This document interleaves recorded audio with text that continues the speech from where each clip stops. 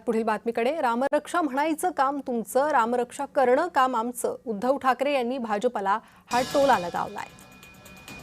रामरक्षा पठण आंदोलन हे नागपुरात करण्यात आलं आणि त्यावेळी भाजपवर उद्धव ठाकरेंनी निशाणा साधलेला आहे. रामरक्षा म्हणायचं काम तुमचं आणि रामाची रक्षा करण्याचं काम आमचं आहे असं त्यांनी म्हटलं.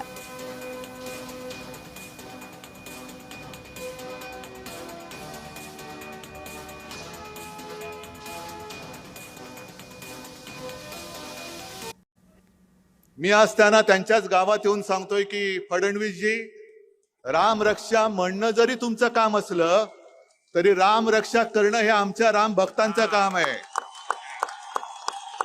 आम्ही राम रक्षक आहोत. मनामध्ये भाव नाही आणि राम रक्षा म्हणताय म्हणजे मनी नाही भाव आणि देवा मला पाव, हे आमचं हिंदुत्व नाहीये.